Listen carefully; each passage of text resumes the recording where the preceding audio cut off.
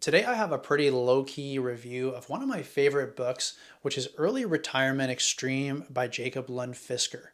I've talked about this book a lot on this channel, and I thought it was time to give it an informal but dedicated video as a review, because I think this is the one book that you need if you want to get extreme about early retirement, financial independence, and building skills outside of the specialization that we see in our modern world. So let's get into it.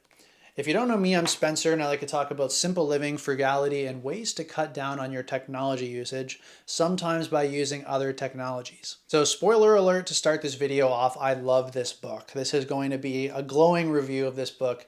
This is pretty much my favorite book of all time.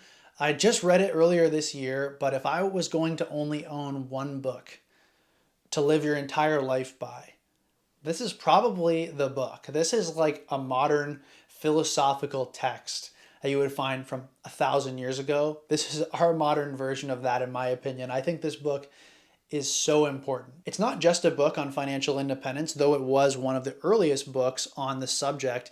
It's a book about living a good life. It covers so much different stuff, and it's a dense book. It's a really good book, and you can read it over and over and over again and get new pieces of information from it that you'll find valuable and that you can carry forward into living a good life on your own terms.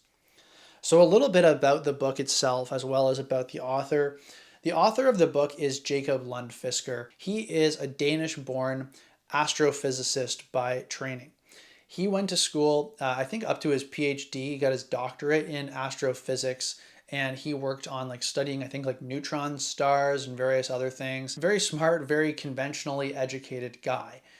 And he grew up just like any of us. He spent all of his money buying fleeting pleasures. He says that in his early 20s, he used to get really into a certain hobby, whether it's computers or camera equipment, and he would research and find whatever the best of that item is, and he would spend all of his money once he'd saved it on an item like that. So he'd just be making money to spend it, which is a lot of the ways that most of us live our lives today. We're basically just living month to month because we're spending all of the money that we earn on various things. Now, a lot of us would say that we just don't have very much money left to spend in general, and that, we're not even getting all of the things that we want, and we still don't have any money. We're just spending it on living and not so much on living a good life. And I think this is common for a lot of people where they just, they think that they don't have enough.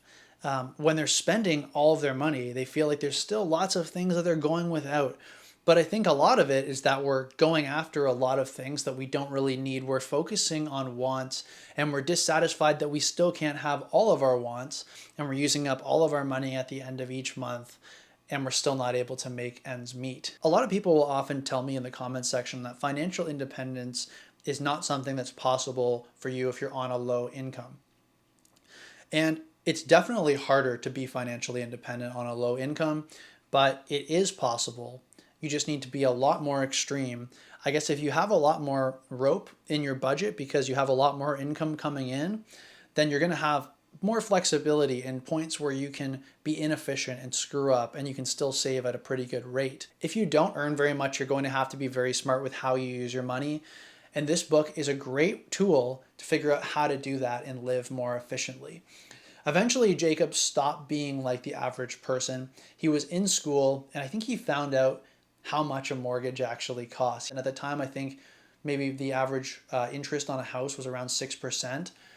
And he said that he was going to have to pay over 100% interest on the principal over the time that you are mortgaging the house. When Jacob found that out, he was shocked, and he decided that he was going to save and save and save and pay cash for his first home. So over the time that he was going through his graduate studies and then his PhD, he was living extremely frugally. He had no car. He lived in a very small room in like a multi-roommate type housing situation with other students, I believe. I think he was only paying a couple $100s a month for his rent expenses. He was eating on a budget of like $50 a month, eating basically just oats and lentils. He was extreme, and there's no doubt about that. But he was able to take his income, which I think would have been around, I think he said it was about $25,000 at its lowest, to about maybe 40,000 or 60,000 at his absolute career highest.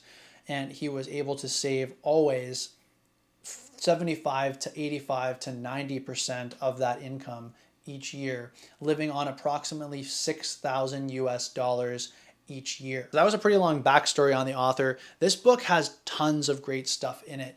It starts off with the allegory of the cave by Plato. I'm not going to really go into detail about that, but look it up if you're interested. It's quite interesting. And you're going to read it if you pick up the book anyway. He then goes into kind of a state of the world thing where he talks about, we've gotten more and more increasingly specialized in our jobs, that people don't really have a lot of general skills, even though we're living in a very technological society.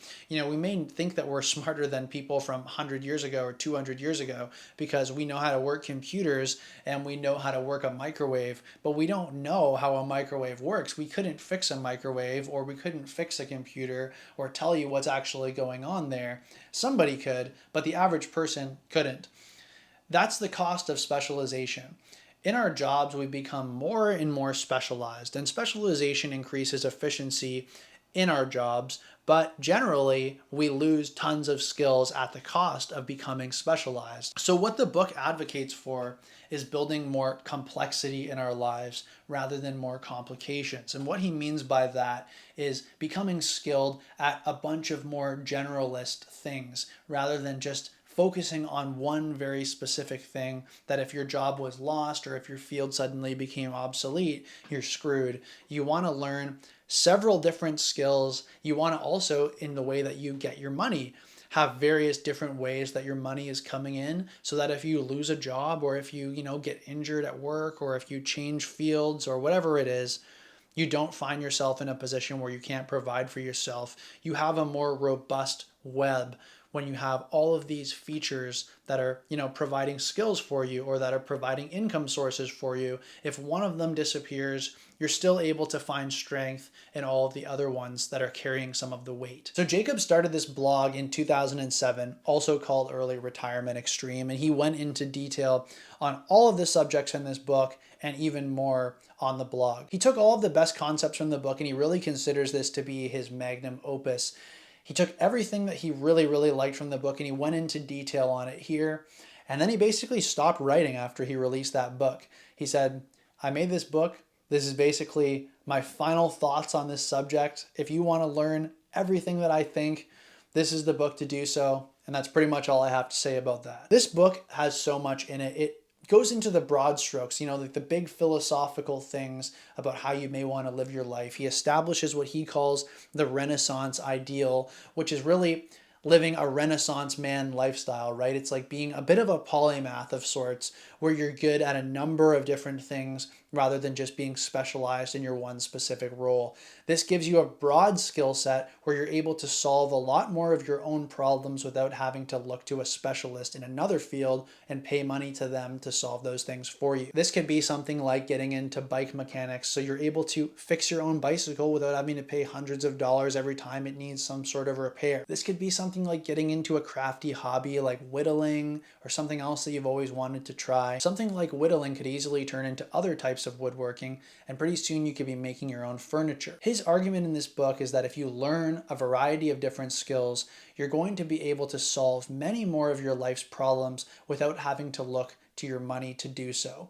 By removing a lot of these friction points where you're spending money because you don't have the skill set to solve these problems, you're able to live with a much lower income as well. And oftentimes with these skills that you may acquire, they may just happen to turn into an income stream on their own. It might not be a huge income stream, but it could provide a little bit of income for you every once in a while that could just help to kind of, make a more robust financial web for you, that if any of those elements disappear, you still have a little bit of money coming from other sources, so you just don't lose your job and go straight to zero. And by learning this variety of skills and finding various ways to live more efficiently, Jacob was able to live on an income much lower than the average. I think he was living on like less than a quarter of what the average person lives on. And because of that, Jacob was able to retire from his work in 5 years. And a large part of that 5 years was him living on his student stipend as a researcher as he was going through university. Unlike somebody like Mr. Money Mustache, who had a Silicon Valley type 6-figure income and able to kind of bolster their early retirement and hurry it along,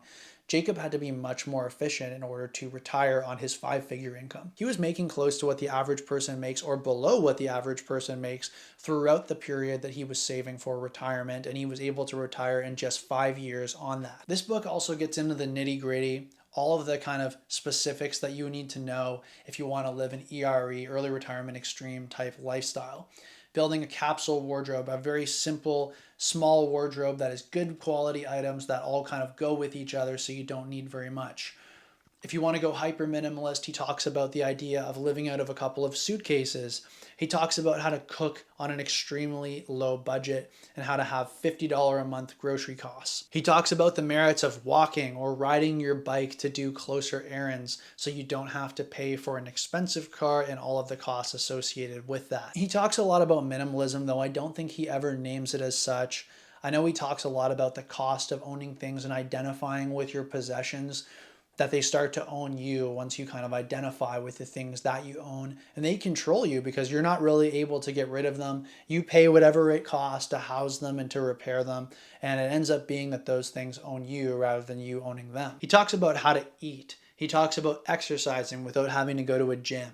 He got me into working out with kettlebells, which has been my kind of game-changing home workout solution. I had paid for gym memberships at different times. I had tried to do exclusively calisthenics and I got a little bit bored with that.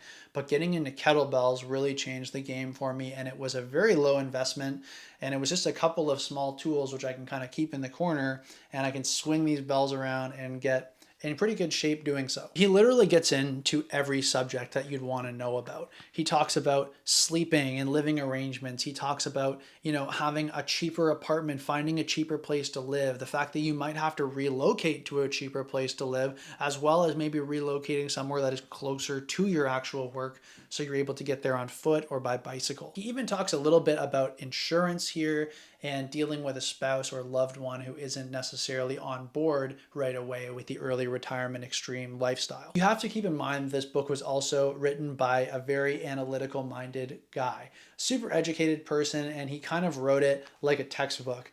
There's tons of footnotes. There's a huge reference and bibliography section at the very end of the book. And there's tons of different charts and diagrams and equations throughout the book as well. You don't need to understand all of them to get a lot out of the book, because I certainly didn't understand all of them, and I still found this book to be extremely beneficial after reading it through 2 times now. So I guess just wrapping up here with my final thoughts, this book isn't just one about financial independence. This is really a book about lifestyle design and about living a very good life. The secondary title for this book is A Philosophical and Practical Guide to Financial Independence, and I think this book is just that. It covers everything from the philosophical aspects of what's wrong with our society, and then what you can specifically do to get out as far as your job, changing your relationship to work and to earning money, as well as better understanding each specific area of your life and how you can make that maximize efficiency so you can save money and minimize outgoing cost. I'm going to read a few of my favorite quotes from this book to wrap this up. I put a link to this in the description if you want to pick up a copy of it yourself. You can also check out the blog as well, earlyretirementextreme.com, which I've also linked in the description. And it has similar stuff to what you'd find in here. Has a few other subjects that he talks about a little bit more in detail. But this one, as the author's words, is really the one-stop shop if you want to learn about this subject. So I would highly recommend picking this up if it's in your budget. I think it's something that you can almost not afford not to read. You can check it out at your library if it's available there, and you can also get it out on an ebook format if you'd like to get it that way. So take a look at Early Retirement Extreme and let's get into the quotes. For example, one of the things I had to do when starting on the path to early retirement was to replace my money wasting and generally unproductive hobbies with hobbies that were free and meaningful. A, to not cause friction with my money saving. B, to provide meaning that was unrelated to work. And C, to learn new skills applicable to work, like programming or writing in his case. Here's another one. One thing that tends to get people going is when I talk about how the money that my savings generates on average corresponds to a full-time minimum wage job, and how that essentially means that the person is working for me. That seems to get people thinking, doesn't it? Here's one from his talk about functional fitness.